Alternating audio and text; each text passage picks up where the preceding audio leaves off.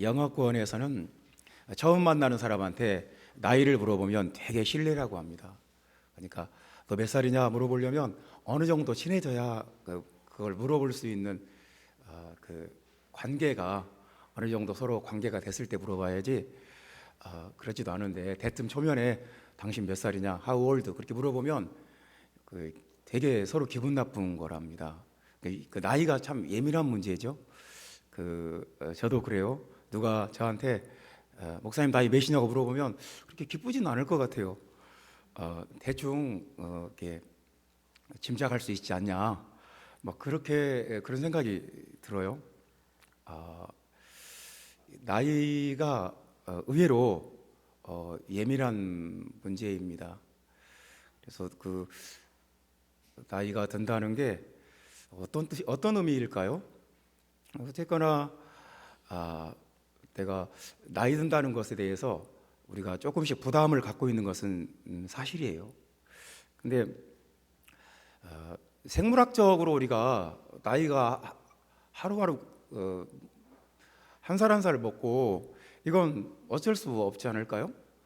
이거 지구가 하루에 한 번씩 자전을 하고 1년에 한 번씩 태양 주위를 공전을 하는 한, 이건 해가 바뀌니까 이건 생물학적인 나이를 먹는 것은 이건 피할 수도 없고 막을 수도 없고 부정할 수도 없고, 이건 현실이잖아요. 이거 부정할 수 없는 현실이에요. 그냥 받아들여야 돼요. 내가 이제 몇 살이 됐구나. 이제 그것보다 더 중요한 게 있어요. 생물학적인 나이보다 더 중요한 게 신체 나이죠. 건강 나이. 우리가 병원에 가면 그런 거 해주지 않습니까? 혈관 나이 몇 살입니다. 자율신경 나이가 몇 살입니다. 그러니까 우리가 그런 것은 얼마든지 역주행이 가능해요. 내가 생활 습관을 간단한 생활 습관 좀 바꾸고, 좀 하루에 한 8,000보 정도 걷고, 조금만 바꾸면 돼요. 엄청난 걸 바꾸지 않아도 돼요. 조금만 생활 습관을 조금 바꾸고 식생활을 조금 바꾸는 거예요. 먹는 식사하는 시간대를 바꾼다든가, 먹는 종류를 조금 바꾼다든가, 조금만 바꿔줘도 신체의 나이, 건강 나이는 아주 비약적으로 좋아집니다. 그게 훨씬 중요해요. 신체의 나이, 건강 나이, 이거 얼마든지 개선이 가능해요. 참 이건 축복이에요. 근데 이제 성경은 이제 우리에게 어떤 말씀을 하냐면 신체 나이보다 더 중요한 게 있다는 거예요. 이제 그것은 속 사람이 변화되는 거예요. 우리의 겉사람은 어쩔 수 없어요. 나이가 들고 우리가 아무리 관리를 잘해도, 신체 나이를 잘 유지를 해도 어쩔 수 없어요. 80, 90 되고 이제 100살 가까이 되면 우리가 그건 막을 수가 없어요. 근데 나이가 든다는 것이 축복이라고 볼 수 있는 면이 속사람의 변화예요. 우리 속사람이 변화가 될 수 있는데, 나이가 들수록 속사람이, 우리 영적인 그 사람이 변화되고 새롭게 되는 것이 훨씬 더 쉬워져요. 왜냐하면 평생 동안 많은 것들을 경험을 했고, 많은 지식을 쌓았고, 또 수많은 기도를 했고, 또 수많은 말씀들을 들어왔기 때문에 그 평생의 경험과 지식과 기도와 말씀이 우리 안에 쌓이고 쌓여서 우리에게 통찰력과 지혜가 생기는 그 시기가 이제 나이가 들었을 때예요. 그래서 우리가 젊은 사람들보다 훨씬 더 유리해요. 영적인 사람, 속 사람이 새롭게 되고 변화되는 것이 젊은 사람보다, 어린 아이들보다 훨씬 더 유리한 지점에 있어요. 그래서 우리의 속 사람이 변화되는 시기가 이제 나이 들었을 때예요. 그 유명한 연세대 철학과 교수 김영석 교수는 그렇게 말했어요. 자기의 어떤 그 지적인 또 인격적인 그 영적인 것들이 가장 무르익었을 때가 3, 40대가 아니었다는 거예요. 자기가 교수로서 그리고 한 사람의 신앙인으로서 그 가장 그 생각과 지혜가 무르익었을 때가 60대 이후였다는 거예요. 그분은 지금 102세인가 지금도 책 쓰고 지금도 강연하고 그러시잖아요. 102세인데. 근데 그분이 평생을 살아오고 우리 주는 말이 그거예요. 60대 이후가 전성기다. 그러니까 영적으로, 인격적으로, 정신적으로 변화되고 속 사람이 새로워지기가 가장 좋을 때가 60대 이후라는 거예요. 이 얼마나 큰 축복입니까? 그러니까 우리에게 두려운 것은 단순히 나이 드는 것이 두려운 게 아니에요. 아무런 변화가 없는 것이 두려운 거예요. 우리가 나이가 들어도 우리의 속 사람이 날로 날로 새로워지고 하나님 앞에서 우리의 믿음이 새로워지고 하나님 앞에서 우리의 인성과 우리의 어떤 영적인 성숙함이 계속 새로워진다면, 우리의 겉사람은 후패하나 우리의 속사람이 날로 날로 새로워질 수 있다면 나이 드는 것이 축복입니다. 참, 근데 이제 최악의 것은 그거예요. 변화되지 않는 거예요. 나이는 계속 먹는데 나이를 먹으면 먹을수록 점점 더 그 고집만 세지고 편견만 강해지고 아주 거만해지고 이렇게 자기 방어 기제만 강해진다.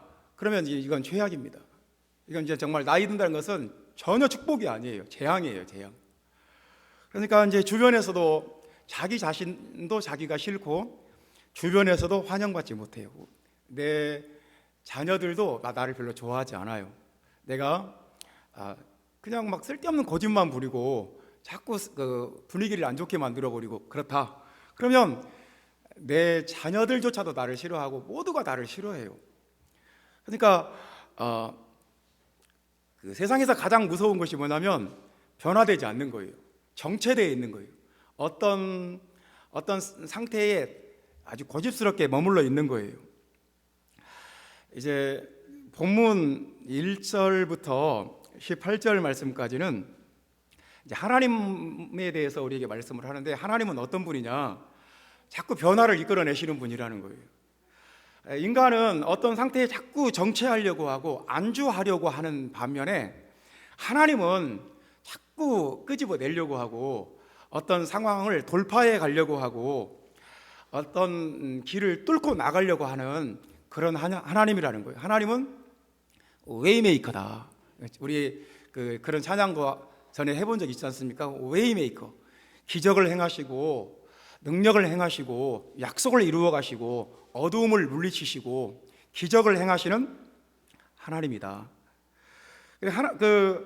어떤 틀 안에 머물러서 가만히 정체되어 있는 것은 절대로 하나님 뜻이 아니다. 우리는 전에 이랬고 지금도 이렇게 하고 있고 앞으로도 이렇게 할 것이다. 이런 태도는, 이런 생각, 이런 마인드는 성경적인 마인드가 아니다. 하나님 나라에 합당하지가 않다 하는 것입니다. 그러니까 이 사도행전 우리가 1장부터 쭉 봐왔는데 오순절날 교회가 시작됐습니다. 교회가 시작됐어요. 주님은 분명히 말씀했어요. 성령이 너희에게 임하시면 너희가 예루살렘과 온 유대와 사마리아와 땅 끝까지 계속 이렇게 뚫고 나가는 그런 말씀을 하셨는데, 이상하게 교회가 예루살렘이라는 그 지역을 벗어나질 않아요. 예루살렘이라는 그 공간을 벗어날 생각을 하지 않습니다. 그러니까 8장에 보면 하나님께서 흩어버려요. 그래서 온 유대와 사마리아로 다 흩어버립니다. 하나님은 그렇게 하세요. 정체되어 있는 것을 싫어하세요. 가만히 고여 있는 것을 싫어하세요. 그랬더니 이번에는 이제 공간적 어떤 한계를 벗어났어요. 근데 이번에는 또 어떻게 하냐면 인종적 한계에 머물러 있는 거예요. 유대인들에게만 복음을 전해요. 이방인들에게는 한 사람에게도 복음을 전하지 않는 거예요. 유대인들에게만, 안디옥에 가서도 유대인들에게만, 사마리아에서도 유대인들에게만, 온 유대 땅 전역에 퍼져서도 유대인들에게만 복음을 전하는 거예요. 그랬더니 하나님께서 이번에는 베드로에게 환상을 주시고 고넬료에게 환상을 주셔서 이 환상이 딱 이렇게 톱니바퀴처럼 딱 맞아 떨어지게 하시는 거예요. 그래서 이방인 최초로 고넬료 가정에 복음이 선포가 됐습니다. 10년 걸렸어요. 이 교회가 이방인들에게 복음 전하기까지 10년 걸렸어요. 그러니까 이런 그 과정들을 보면 인간은 한사코 안주하려고 하고 정체되어 있으려고 하고 거기서 기득권을 누리려고 하고, 근데 하나님은 자꾸 돌파해 가세요. 이 상황을 흔들어서 돌파해 버려요. 그래서 오늘은 변화를 이끄시는 하나님, 새 일을 행하시는 하나님, 뚫고 나가시는 하나님, 돌파하시는 하나님에 대해서 같이 말씀 나누겠습니다. 하나님은 돌파하시는 하나님이다. 무엇으로 돌파하시는가? 그 세 가지를 오늘 말씀을 했어요. 무엇으로 인간의 편견과 아집을 깨뜨리는가? 첫 번째는 환상으로 깨뜨리신다 하는 말씀입니다. 5절 말씀 우리 다 같이 읽어봅시다. 이르되 내가 욥바시에서 기도할 때에 황홀한 중에 환상을 보니 큰 보자기 같은 그릇이 내 귀에 매어 하늘로부터 내리어 내 앞까지 드리워지거늘. 환상을 주셨다고 말씀합니다. 이제 하나님께서 어떤 특별한 변화가 필요할 때, 하나님의 특별한 역사가 나타나야 될 때는 반드시 환상을 주세요. 어떤 광경을, 어떤 사이트를 보게 하세요. 그러니까 하나님께서 이스라엘 백성들을 430년간 종살이하던, 애굽에서 종살이하던 자기 백성들을 출애굽하고 구원하기 위해서 모세에게 환상을 주셨어요. 그래서 떨기나무 환상을 봐요. 미디안 광야, 지금의 사우디아라비아 그 광야에서 모세가 떨기나무 환상을 봅니다. 그 모세가 그 환상을 보고 이제 출애굽의 역사가 시작이 되는 거예요. 그리고 시내산에 가서 율법을 받고, 그리고 여호수아가 가나안 땅을 정복하고, 이스라엘 민족의 역사가 그래서 시작이 돼요. 만약에 모세가 그런 환상을 보지 않았다, 하나님께서 환상을 주지 않았다, 하나님께서 보여주시는데도 모세가 그런 것에 관심이 없고 온통 세상 일에만 그냥 먹고 마시고 돈 벌고 시집가고 장가가고 막 이런 생각만 가득해 있었다. 하나님이 아무리 환상을 몇 번을 보여주셔도 볼 생각도 없고 안 본다. 그러면 이스라엘의 역사는 지금도 그냥 애굽에서 종살이 하는 거죠. 그러니까 환상이 있어야 역사가 일어나요. 환상이 있어야 어떤 하나님의 어떤 새로운 일이 일어나요. 하나님께서 베드로에게 이 큰 보자기 그릇의 환상을 주지 않으셨다. 그러면 이방인 선교도 없고 기독교 역사가 없어요. 아마 그 교회는 유대교의 한 분파로서 지금도 계속 할례받고 안식일 지키고 뭐 율법 다 지키면서 그런 유대교의 한 분파로 있다가 소멸되었을지도 몰라요. 근데 하나님께서 베드로에게 이 환상을 주심으로써 기독교의 역사가 시작이 돼요. 여러분, 이 환상이 없었더라면 어떻게 됐을까요? 그냥 계속 유대인들만 이렇게 되었을 거예요. 하나님께서 바울에게 유럽에 가서 복음을 전해라. 그때도 하나님께서 이 바울에게 환상을 주십니다. 그래서 바울이 뭘 만나면 마게도냐 사람, 유럽을 대표하는 사람이에요. 알렉산더의 나라가 마게도냐, 이 유럽을 대표하는 마게도냐 사람이 환상에 나타나서 우리를 도우라 환상을 봤어요. 그래서 사도 바울이 이 소아시아의 복음을 전하려고 하다가 흑해 지역의 복음을 계속 전하려고 하다가 빌립보로 갔습니다. 빌립보에 유럽 최초의 교회가 생겼어요. 그러니까 만약에 사도 바울이 이 환상을 보지 않았더라면 유럽은 굉장히 미개했을 거예요. 그 사도 바울이 서쪽으로 방향을 틀었어요. 그 환상을 보고. 그래서 로마 제국이 변화가 되고, 로마 제국이 망해도 그 복음은 살아서 그 게르만족이 이 복음을 받아들여요. 그래서 그 미개한 게르만족들이 얼마나 지금 우수한 민족이 되었습니까? 지금도 신학을 배우러 유학 간다 그러면 독일로 갑니다. 왜냐하면 독일 사람들은 옛날부터 하여튼 16세기부터 독일어로 된 성경을 가지고 있었어요. 그 성경을 계속 읽다 보니까 그 사람들이 굉장히 사유가 깊고 철학의 깊이가 깊이 있는 사람들이 되어버렸어요. 그래서 어떤 모든 중요한 역사가 환상으로부터 시작이 돼요. 하나님께서 어떤 새로운 일을 시작하실 때, 어떤 상황을 돌파해 나가실 때는 반드시 환상을 주세요.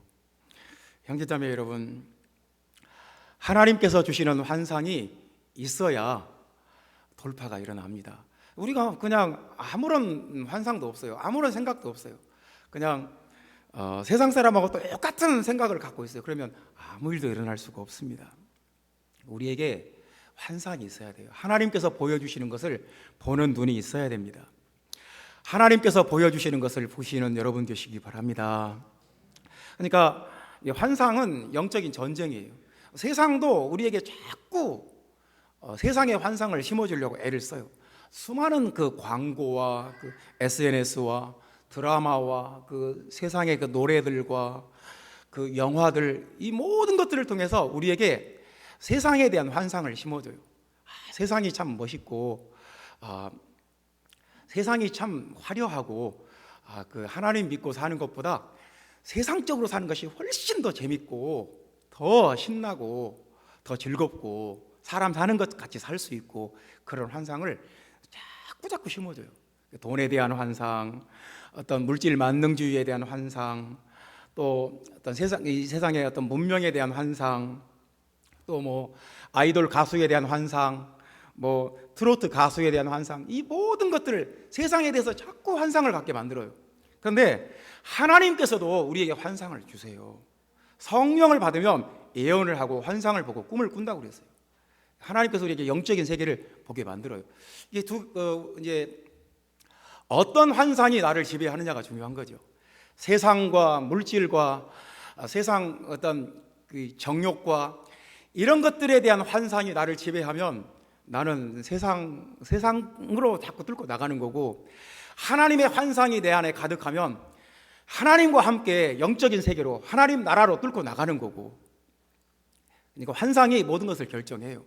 여러분 안에 여러분이 지금 무엇을 보고 있는가, 여러분들이 날마다 무엇을 생각하고 있고 무엇을 보고 있고 여러분의 눈에 무엇이 보이고 있고 하나님의 성령 안에서 무엇을 깨닫고 있고 무엇을 보고 있고, 정말 중요합니다. 하나님의 뜻이 보이는가, 세상의 화려함이 보이는가, 이런 문제예요. 형제자매 여러분, 세상이 우리에게 보여주는 것은 아주 거짓되고 다 속이는 것이고, 그것은 별로 아름답지가 않아요. 그래서 하나님께서 보여주시는 환상을 여러분 개인에 대한, 여러분 가정에 대한, 교회에 대한 그런 환상을 갖기를, 그런 환상이 여러분들 안에 있기를 주님의 이름으로 축원합니다. 환상이 없는 사람은 이제 그 본문에 보면 2절 말씀에 보면 베드로가 예루살렘에 올라갔을 때 할례자들이 비난한다고 그랬어요. 그러니까 환상을 본 사람은 그 환상에 사로잡혀서 정신이 없어요. 근데 그 환상을 보지 못한 사람은 비난합니다. 비난한다는 말이 여기서 굉장히 그 심한 말인데요. 이미 결론을 다 내려놨어요. 물어볼 것도 없어요. 이건 이 베드로는 잘못된 거예요. 모세의 율법을 어기고 이방인들과 함께 교제하고 이방인들과 함께 음식을 먹고 잘못돼요. 사도의 자격이 없어요. 징계 받아야 돼요. 이렇게 사도권을 박탈해야 돼요. 이렇게 이미 다 결론 내려놓고 따지는 것이 비난이에요. 그래서 하나님의 환상에 사로잡혀서 하나님과 함께 돌파하는 사람이 있는가 하면, 환상이 없으면 자꾸 이제 왜 그랬냐, 왜 그런 지금까지 안 하던 짓을 왜 하냐 이제 막 따지는 거예요. 그러니까 우리가 환상을 보여주시는 하나님, 성령으로 환상을 보여주시는 그 하나님과 함께 돌파해 나가는 사람이 되어야겠습니다. 하나님이 보여주시는 환상을 보는 여러분 되시기를 주님의 이름으로 축원합니다. 계속 하나님 나에게 영적인 세계를 보여주시고 하나님이 나에게 보여주시고 싶은 것을 꼭 보게 해주세요.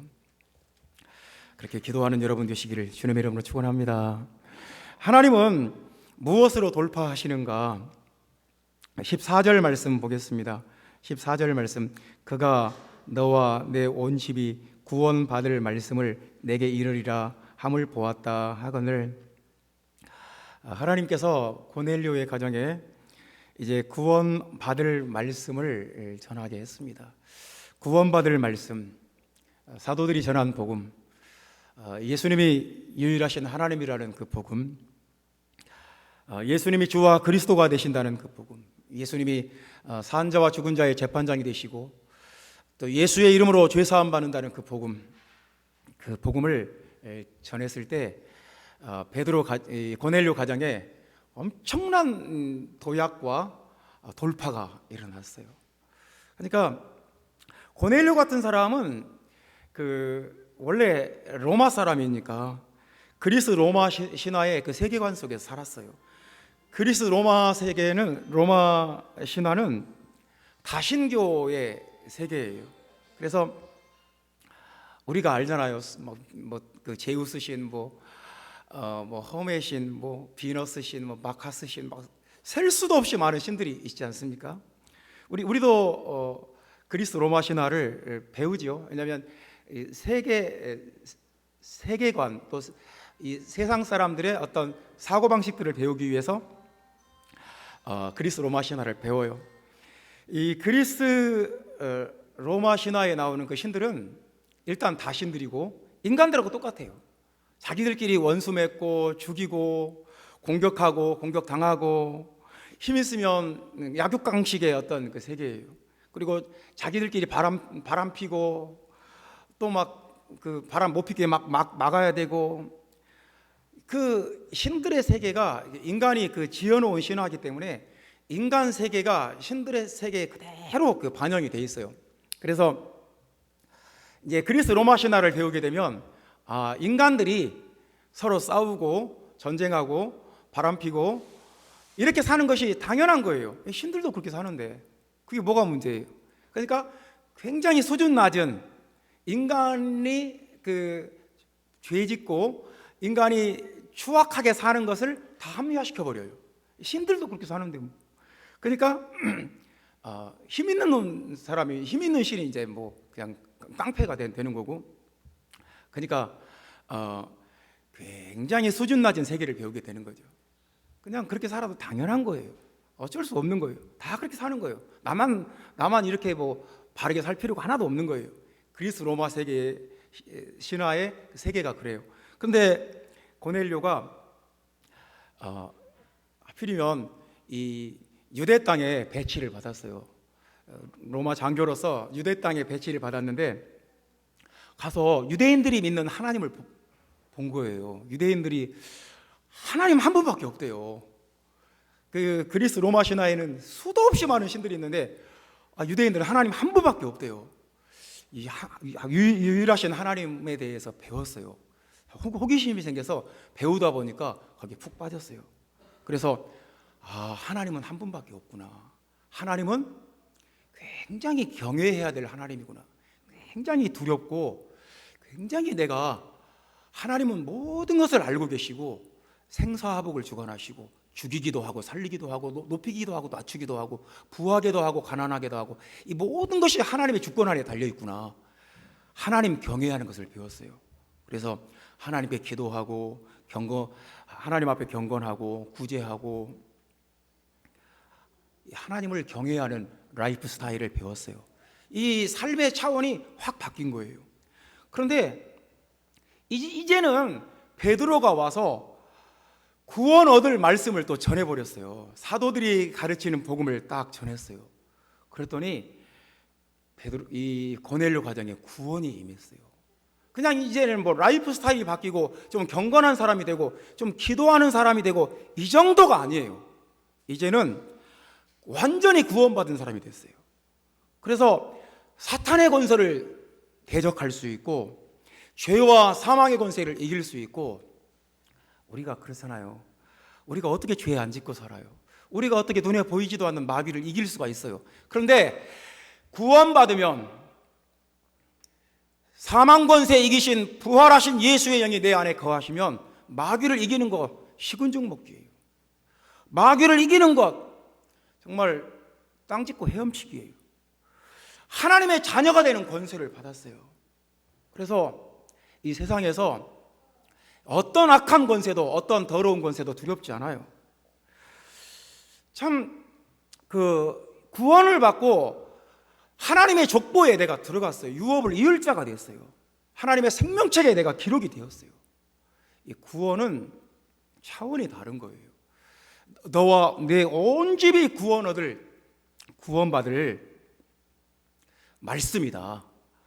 이 복음을 들으면 이 사람의 삶이 확 돌파가 일어나요. 영적인 변화가 확 일어나요. 완전히 다른 차원이 시작이 돼요. 형제자매 여러분, 이 복음을 들으면 엄청난 돌파가 일어나요. 그래서 어떤 사람이 평생 동안 제사 지냈어요. 1년에 제사가 12번도 더 있어요. 지긋지긋해요.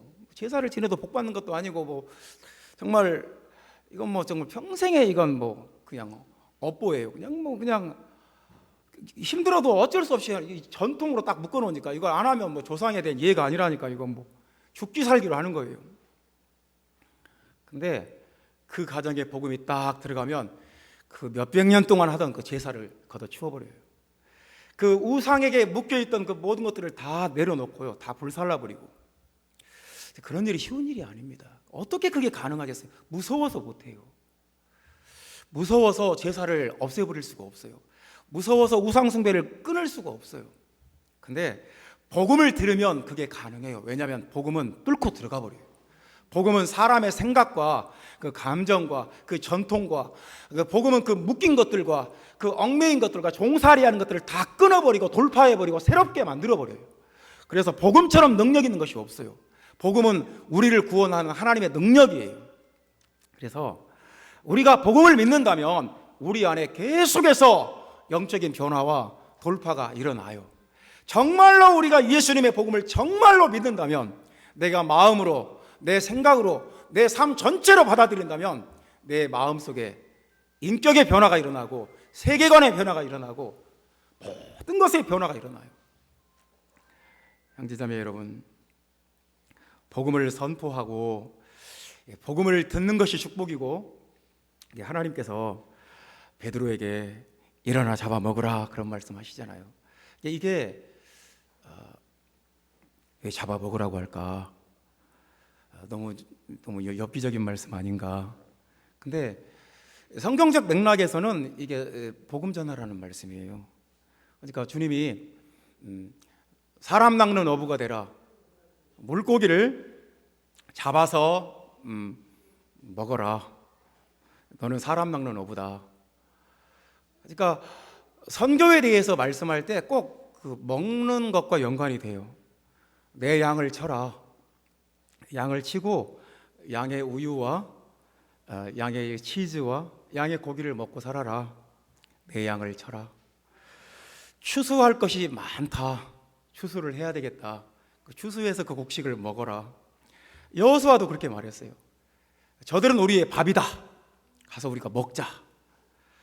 그러니까 먹는 것은 일어나 잡아 먹어라, 이 말씀은 물고기, 양, 추수할 곡식들, 과일들, 이 모든 것과 관련돼서 복음을 전해라, 하나님 말씀을 가르쳐라, 그런 뜻이에요. 그래서 내가 복음을 들을 때 내 안에 돌파가 일어나고, 복음을 전할 때 또 영적인 돌파가 일어나요. 복음을 전하지도 않고 가르치지도 않고 우리끼리만 가지고 있자 그래버리면 아무런 변화가 없어요. 우리가 어찌하든지 이 복음을 전하는 교회 공동체가 되어야 합니다.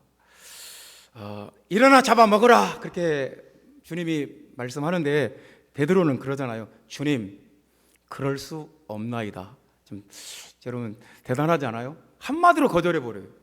주님, 그럴 수 없나이다. 주님이 말씀하시면 주님이 나보다 훨씬 크신 분이니까 좀 생각해 보고요. 뭐 이렇게 삥 돌려서 말할 수도 있는데 주님, 그럴 수 없나이다. 그게 그렇게 끝나는 것도 아니고 결코 내 입에 들어간 일이 없나이다. 3번 부정해요. 그럴 수 없나이다. 결코라는 말 뒤에는 좋은 말이 안 나오잖아요. 결코 뭐뭐 하지 않겠다. 부정적인 말이 따라 나오는 부사잖아요. 결코 들어간 일이 없나이다. 그러니까 우리는 그 DNA 자체가 뼛속 깊이 어떤 돌파를 싫어하고 안주해 있으려고 하고 이방인들에게 왜 복음을 전해야 되는데 이해가 안 돼. 그냥 왜 그냥 지금도 부흥이 많이 일어나고 있는데 우리가 굳이 그렇게 해야 될 이유가 뭐냐? 근데 베드로가 이렇게 3번 부정하니까 하나님께서 3번 반복해요. 일어나 잡아먹어라. 일어나 잡아먹어라. 하나님이 깨끗하게 하신 것을 내가 부정하다고 말하지 마라. 하나님도 3번 반복하십니다. 그러니까 하나님께서 우리에게 계속해서 그 말씀하시고 일어나 잡아먹어라.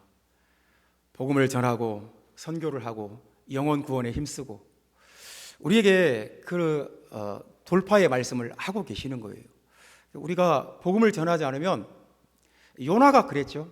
말씀을 전해서 그 사람들을 삼켜버리든지 아니면 안전하면 큰 물고기가 와서 도리어 요나를 삼켰어요. 우리가 복음을 전하면 세상을 우리가 먹는 거고 우리가 복음을 전하지 않으면 우리가 세상에 삼켜지는 거고 복음을 전할 때 영적인 돌파가 일어난다. 복음을 들을 때 전할 때 이 복음으로 인한 돌파가 여러분 안에 교회 안에 일어나게 되기를 예수님의 이름으로 축원합니다. 하나님은 무엇으로 돌파해 나가시는가? 인간의 그 편견과 인간의 고집과 인간의 그 안주하려는 그 성향을 무엇으로 돌파해 나가시는가? 성령으로 돌파하신다는 말씀입니다. 17절 말씀 다 같이 읽어봅시다. 그런즉 하나님이 우리가 주 예수 그리스도를 믿을 때에 주신 것과 같은 선물을 그들에게도 주셨으니 내가 누구이기에 하나님을 능히 막겠느냐 하더라. 하나님은 뚫고 나가시는데 돌파해 나가시는데 이제 우리가 2가지예요. 하나님과 함께 돌파하든지 아니면 하나님을 막든지 둘 중에 한 가지입니다. 그러니까 쉬운 일이 아니에요. 하나님 앞에서 베드로가 그렇게 했을 때 아주 사도권이 박탈당할 뻔했어요. 뭐 율법을 어기는 사람이 어떻게 사도냐? 어떻게 이방인과 함께 밥을 먹고 교제하고 이방인의 집에 가서 잠을 자고 이건 사도의 자격이 없다. 이거 기본이 안 된 사람이다. 막 이 베드로를 막 힐난을 하고 비난하고 막 따지고 공격을 하고 이렇게 된 거죠. 그러니까 이제 베드로는 인간적으로 굉장히 코너에 몰렸어요. 베드로는 자기 혼자 환상을 본 거고 베드로를 공격하고 비난하는 사람은 뭐 훨씬 더 숫자가 많으니까요. 그런데 이제 그렇게 어떤 사안에 대해서 서로 생각이 다르고 서로 논쟁이 생기고 어떤 충돌이 일어났을 때 사람은 다 자기가 옳아요. 베드로는 모세의 율법을 어겼으니까 저는 틀렸고 그것을 지적하는 나는 옳다. 사람들은 다 자기가 옳아요. 근데 그래서 싸워요. 내가 옳다는 것을 증명해 보이고 싶어요. 네가 틀렸고 내가 옳다. 그래서 지금 11장에 그런 내용이 쭉 나오고 있는데 이제 베드로가 할 말이 없어요. 왜냐하면 거기 숫자가 많고 베드로는 혼자잖아요. 환상도 혼자 봤잖아요. 그래서 이제 베드로가 그런 얘기를 해요. 16절 말씀에 내가 주의 말씀에 요한은 물로 세례를 베풀었으나 너희는 성령으로 세례를 받으리라 하신 것이 생각나노라. 이 말로 상황을 반전시켜요. 그러니까 하나님께서 이 사람들에게 성령으로 세례를 주셨다. 내가 이 사람들에게 물로 세례를 주는 것이 뭐가 문제냐? 이 말씀으로 상황을 완전히 반전시켜요. 그러니까 이 말씀이 없었다면 참 힘들었겠죠. 베드로가 굉장히 곤란했겠죠.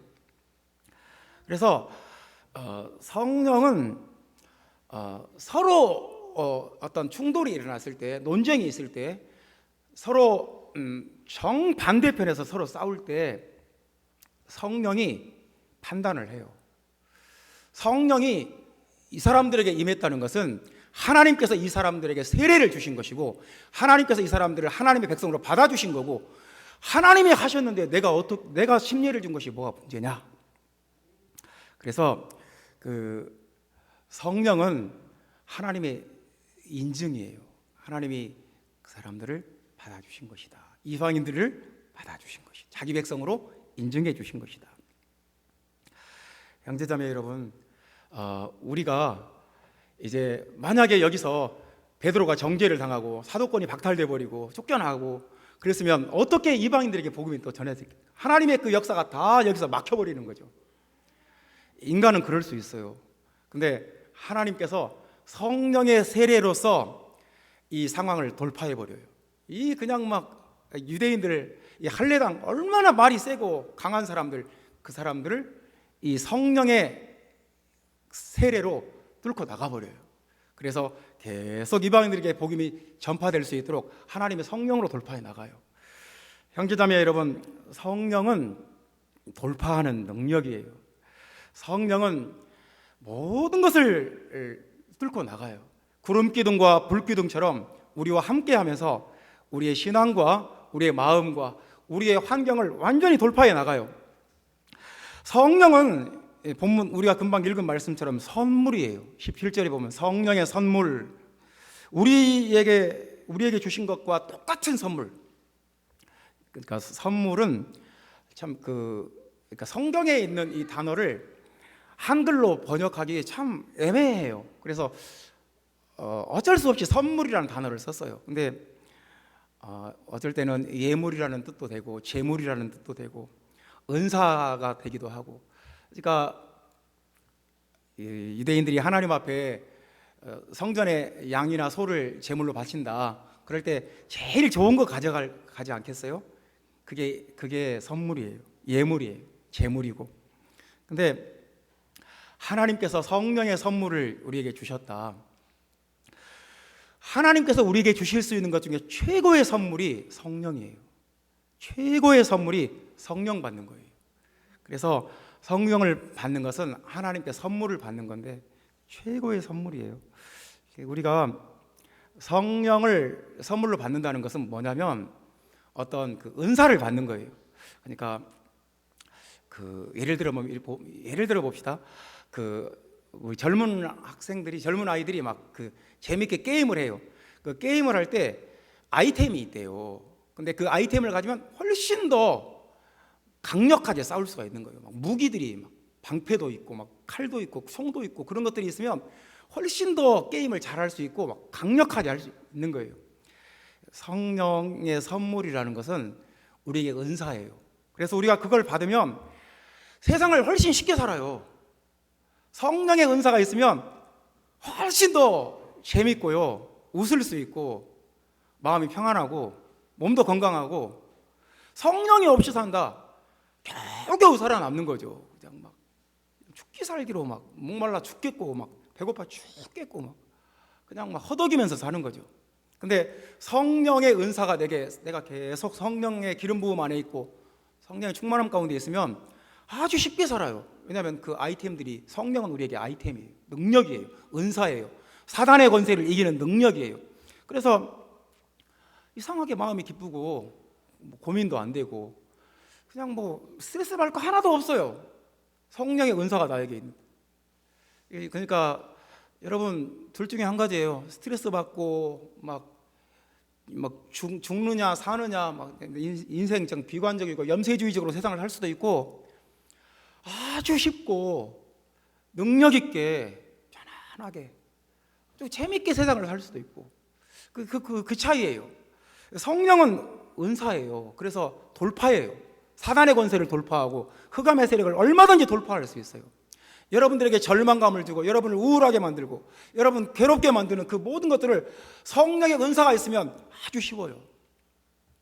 여러분, 이 성령의 은사가, 성령의 선물이 여러분 안에 있기를 예수님의 이름으로 축원합니다. 성령은 또 회개예요. 18절 말씀 보면, 그러면 하나님께서 이방인에게도 생명 얻는 회개를 주셨도다. 그 사람이 그 반성도 하고, 내가 이렇게 살면 안 되겠구나, 자기 성찰도 하죠. 근데 그것 가지고 사람이 안 변해요. 사람의 이 깊은 그 죄의 뿌리는 참 쉽지가 않아요. 그러니까 3살적 버릇이 8까지 가요. 안 변해요, 사람은. 그 어떤 성향이나 그 어떤 태도나 이런 것들이 쉽게 변하지 않아요. 근데 생명 얻는 회개는 성령으로 가능해요. 성령이 내 안에 역사하면 깊은 회개가 가능해요. 그러니까 성령은 우리 심령 골수를 찔러 쪼개요. 우리 DNA를 바꾸고 우리의 사고방식을 뜯어 바꾸고 우리의 그 습관과 버릇과 그 모든 것들을 와서 완전히 바꿔요. 생명 얻는 회개가 가능해요. 그래서 성령이 역사하면 울어요. 성령이 역사하면 진심으로 회개해요. 성령이 역사하면 진짜 회개가 일어나요. 그러니까 내가 뉘우치고 후회하는 거 내가 하는 거예요. 내가 반성하는 거 내가 하는 거예요.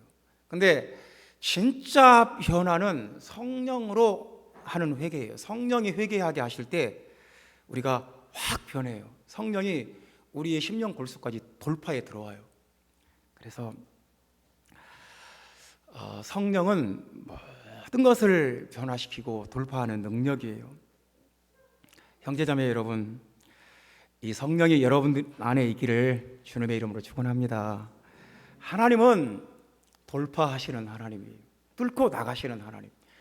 인간은 자꾸 정체하려고 하고 주저앉아 있으려고 하고 하나님을 막으려고 하고 하나님이 뭐 하자 그래도 거절해버리고 이런데, 하나님은 어떻게 쓰든지 환상을 주시고 또 구원받을 말씀 복음을 전파하게 하시고 성령을 주셔서 돌파해 나가시는 하나님, 변화시키시는 하나님, 새롭게 하시는 하나님.